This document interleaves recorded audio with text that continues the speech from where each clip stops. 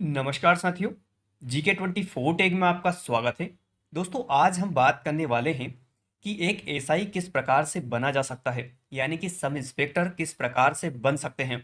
इसकी पूरी प्रोसेस मैं आपको इस वीडियो के अंदर बताऊंगा।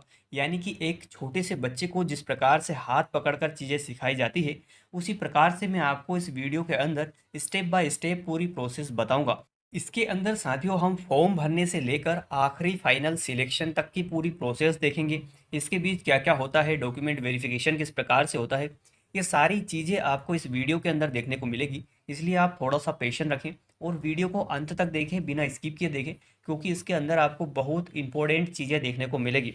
तो चलिए बिना टाइम वेस्ट किए वीडियो को स्टार्ट करते हैं। उससे पहले अगर आप चैनल पर नए हैं तो सबसे पहले आप चैनल को सब्सक्राइब कर लें, साथ में बेल आइकन को दबा के रखें ताकि इस टाइप के लेटेस्ट अपडेट आपको तुरंत मिल पाएँ। साथियों, वैसे तो सभी राज्यों में भर्ती ओपन की जाती है एसआई की, लेकिन मैं आपको आज मध्य प्रदेश की भर्ती के बारे में बताने वाला हूं कि मध्य प्रदेश के अंदर एक एसआई सब इंस्पेक्टर किस प्रकार से बन सकते हैं।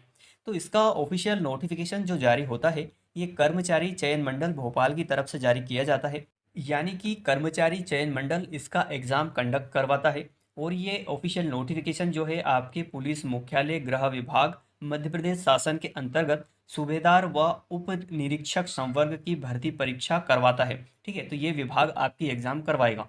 वैसे तो साथियों ये भर्ती मध्य प्रदेश में निकाली जाती है, लेकिन इसके अंदर इंडिया से कोई भी कैंडिडेट आवेदन कर सकता है, फिर वो मेल हो या फिर फीमेल हो। यानी कि पूरे भारत से आवेदन बुलवाए जाते हैं। नेपाल के जो स्टूडेंट है वो भी इसके अंदर आवेदन कर सकते हैं। यानी कि पूरे भारत से सभी कैंडिडेट इसके अंदर आवेदन कर सकते हैं।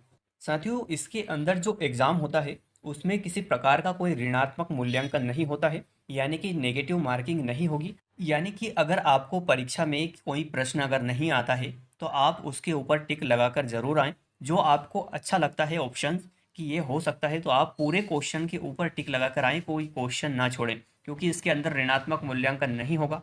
हो सकता है जो आपने टिक किया है वो सही हो जाए। आगे साथियों सबसे ज़रूरी पॉइंट दिए गए हैं, इनको स्किप आप ना करें। जैसे कि इसके अंदर बताया गया है कि स्टूडेंट के पास मध्य प्रदेश का जीवित रोजगार पंजीयन होना चाहिए। अगर आपके पास रोजगार पंजीयन नहीं है तो आप एमपी ऑनलाइन से जाकर इसको बनवा सकते हैं। इसमें ज़्यादा टाइम नहीं लगता है, 15 से 20 मिनट में ये बनकर तैयार हो जाएगा। और साथियों अगर आप दूसरे राज्य के स्टूडेंट हैं तो आप भी इसका रोजगार पंजीयन बनवा सकते हैं। दूसरे राज्य के स्टूडेंट भी रोजगार पंजीयन बनवा सकते हैं। मैं ये चीज़ 2 बार बोल चुका हूँ, क्योंकि एमपी पुलिस के टाइम पे स्टूडेंट ने बहुत कमेंट किए थे। तब भी मैंने उनको कमेंट में भी जवाब दिए थे कि आप रोजगार पंजीयन बनवा सकते हैं एमपी ऑनलाइन से जाकर। आपका रोजगार पंजीयन जनरल से बनेगा, आप किसी भी कैटेगरी से आते हों। दूसरी जरूरी सूचना है साथियों कि इसके अंदर लिखा है आवेदक के पास न्यूनतम शैक्षणिक अर्हताएं आवेदन पत्र भरने की तिथि को अनिवार्य रूप से होना चाहिए। यानी कि आगे हम शैक्षणिक योग्यता की बात करेंगे।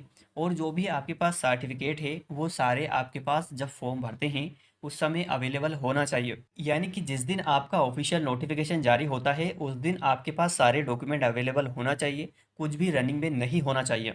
आगे अगर हम इसके अंदर वेतन की बात करें तो इसके अंदर बहुत अच्छा वेतन मिलता है।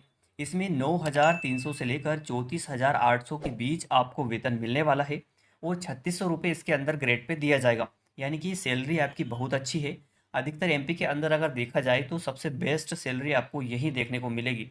आगे अगर साथियों हम इसमें एज लिमिट की बात करें तो इसमें 21 से लेकर 28 वर्ष आयु दी गई है। ये आयु आपके मध्य प्रदेश से बाहर के जो स्टूडेंट हैं उनके लिए रहने वाली है। यानी कि अदर राज्य के स्टूडेंट अगर आप हैं तो आपके लिए आयु आपकी 21 से लेकर 28 वर्ष होना चाहिए। और अगर आप मध्य प्रदेश के मूल निवासी हैं तो आपकी 18 से लेकर 38 वर्ष की आयु भी अगर हैं तो आप आवेदन कर सकते हैं। आयु सीमा में मध्य प्रदेश के मूल निवासियों को ही छूट दी जाएगी, अदर राज्य के स्टूडेंट को छूट नहीं दी जाएगी। इसलिए आप इस चीज़ का विशेष ध्यान रखें। आप आयु सीमा के लिए इस वीडियो को पॉज करके बाकी की जानकारी देख सकते हैं। आगे साथियों इसमें शारीरिक अर्हताओं के बारे में बताया गया है। इसमें जो पुरुष की हाइट है वो 167.5 सेंटीमीटर होना चाहिए और महिला की हाइट 152.4 सेंटीमीटर होना चाहिए। पुरुष का जो सीना मांगा गया है ये बिना फुलाए 81 होना चाहिए और फुलाने पर 86 होना चाहिए। यानी कि फूलने पर 5 सेंटीमीटर आपका सीना फूलना चाहिए। और अभ्यर्थी को शारीरिक रूप से अपंग नहीं होना चाहिए।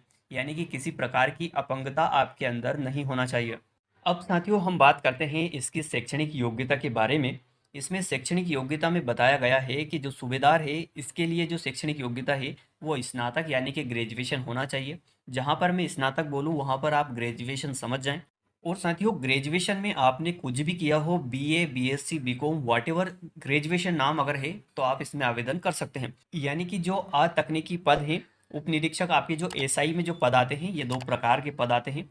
एक तो आपका रेडियो से संबंधित पद होता है और एक टेक्निकल और एक नॉन टेक्निकल पद होता है। तो जो नॉन टेक्निकल पद है उसके लिए केवल ग्रेजुएशन मांगा जाता है। अगर आपके पास ग्रेजुएशन है तो आप सीधे आवेदन कर सकते हैं। और अगर आपके पास टेक्निकल डिप्लोमा है कुछ, जिस प्रकार से जैसे इंजीनियरिंग मांगा जाता है, 3 साल का आपके पास ये डिप्लोमा अगर है तो आप रेडियो पर फॉर्म भर सकते हैं। ये टेक्निकल पोस्ट अलग आती है, इसमें 2 प्रकार की पोस्ट आती है। आई होप आप इतना समझ चुके होंगे। और ध्यान रहे साथियों कि इसमें आपकी जो शैक्षणिक योग्यता है, इसमें किसी प्रकार की कोई छूट आपको नहीं दी जाएगी। इसलिए ध्यान रहे, आपके पास अगर एजुकेशन क्वालिफिकेशन है तो ही आप इसके अंदर आवेदन करें, अदरवाइज इसमें आप आवेदन ना करें क्योंकि डॉक्यूमेंट वेरिफिकेशन में बाहर कर दिया जाएगा। साथियों, अब हम बात करते हैं कि इसमें सिलेक्शन प्रोसेस किस प्रकार से रहने वाला है। तो इसमें सिलेक्शन जो होगा आपका ये 3 चरणों में रहने वाला है। सबसे पहले चरण में आपका एग्ज़ाम होगा। एग्ज़ाम क्वालिफाई करने के बाद आपको फिजिकल के लिए बुलाया जाएगा। फिजिकल के बाद आपका साक्षात्कार होगा यानी कि इंटरव्यू होने वाला है। और इसके बाद आपको डॉक्यूमेंट वेरिफिकेशन के लिए बुलाया जाता है और देन फाइनल सिलेक्शन हो जाता है। अब बात आती है कि इसका एग्ज़ाम किस प्रकार से होता है और कितने नंबर का होता है और कितना टाइमिंग इसके अंदर दिया जाता है। साथियों, अगर हम इसमें 2017 की बात करें तो आपका जो पेपर होता था ये 200 नंबर का पेपर होता था और इसके लिए 3 घंटे का टाइम दिया जाता था। लेकिन अब एक ऑफिशियल अपडेट से पता चला है कि इसके पैटर्न में चेंजेस कर दिया गया है और उसमें जो लिखित परीक्षा अब होगी ये 600 नंबर की आपकी लिखित परीक्षा होगी। और शारीरिक दक्षता जो होगा आपका यानी कि फिजिकल, उसके लिए 100 नंबर दिए जाएंगे। साक्षात्कार के लिए आपको 50 नंबर दिए जाएंगे। इस प्रकार से आपका 750 नंबर का पेपर हो जाएगा। तो आपको अब फिजिकल के नंबर भी मिलने वाले हैं, इसलिए आपको फिजिकल भी स्ट्रॉन्ग करना होगा। आपको अब फिजिकल के लिए जाना होगा क्योंकि आपको इधर भी नंबर अच्छे लाने होंगे। साथियों, अब हम बात करते हैं कि इसका फिजिकल किस प्रकार से होगा, यानी फिजिकल में क्या क्या होता है। तो फिजिकल में आपकी रनिंग होती है, लॉन्ग जंप होती है और गोला फेंक होता है। तो ये 3 स्टेप होती है इसके अंदर। तो जो रनिंग होती है ये आपकी 800 मीटर की रनिंग होती है और पुरुष के लिए इसमें 2 मिनट 40 सेकेंड का टाइम दिया जाता है, यानी कि 2 मिनट 40 सेकेंड में 800 मीटर पार करना होता है। और महिला के लिए 3 मिनट 30 सेकेंड दिए जाते हैं। भूतपूर्व सैनिक के लिए 3 मिनट 15 सेकेंड दिए जाते हैं। और लॉन्ग जंप की अगर हम बात करें तो पुरुष को 13 फीट लॉन्ग जंप करना होता है और इसके लिए 3 अवसर आपको मिलते हैं। और महिला के लिए 10 फीट लॉन्ग जंप होती है और इसमें आपको 3 अवसर मिलेंगे। भूतपूर्व सैनिक के लिए 10 फीट लॉन्ग जंप रखी गई है। गोले की अगर हम बात करें तो इसके अंदर पुरुष को 19 फीट गोला फेंकना होता है। जो गोले का वजन होता है ये 7.260 यानी कि 7 किलोग्राम का होता है और इसमें 3 अवसर आपको दिए जाते हैं। महिला के लिए 15 फीट गोला होता है और 4 किलोग्राम का ये गोला रहने वाला है। साथियों, जो मैंने आपको ये तीनों स्टेप के बारे में बताया है ये आपका पासिंग मार्क्स ला देंगे, यानी कि अगर आप इतना कर लेते हैं तो आप पास हो जाएंगे। अगर आप इससे जल्दी करते हैं तो आपको अलग से नंबर इसके दिए जाएंगे, यानी कि इसमें कुछ गोले के 25 फीट अगर फेंक देते हैं तो उसके अलग नंबर मिलेंगे। जितना गोला फेंकेंगे उस हिसाब से आपको नंबर मिलने वाले हैं। लॉन्ग जंप इस जिस प्रकार से आप करते हैं उस प्रकार से आपको नंबर मिलेंगे। रनिंग अगर आप कम टाइम में लेके आ जाते हैं तो उसके नंबर आपको अच्छे मिलेंगे। इस टाइप से आपका फिजिकल स्टैंडर्ड रहने वाला है। जब आप इसकी परीक्षा पास कर लेते हैं और फिजिकल पास कर लेते हैं उसके बाद आपको साक्षात्कार के लिए बुलाया जाएगा, यानी कि 50 नंबर का आपका इंटरव्यू रहने वाला है। ये जो आप देख रहे हैं नोटिफिकेशन, ये 2017 का नोटिफिकेशन है। अभी इसका ऑफिशियल नोटिफिकेशन जैसे ही जारी होगा, बहुत जल्द जारी होने वाला है साथियों, ज़्यादा टाइम नहीं बचा है, आप तैयारी में लग जाएं। जैसे ही ऑफिशियल नोटिफिकेशन जारी होगा मैं आपको वीडियो के माध्यम से दोबारा पूरी प्रोसेस बताऊंगा। अगर आप अभी तक हमारे चैनल से नहीं जुड़े हैं तो आप जल्दी से चैनल को सब्सक्राइब कर लें, साथ में बेल आइकन को दबा के रखें ताकि जैसे ही कुछ भर्ती के अपडेट आते हैं तो आपको तुरंत मिल पाए। अगर आपको साथियों ये वीडियो अच्छा लगा हो तो चैनल को सब्सक्राइब और वीडियो को लाइक करना ना भूलें। वीडियो को वॉच करने के लिए थैंक यू सो मच।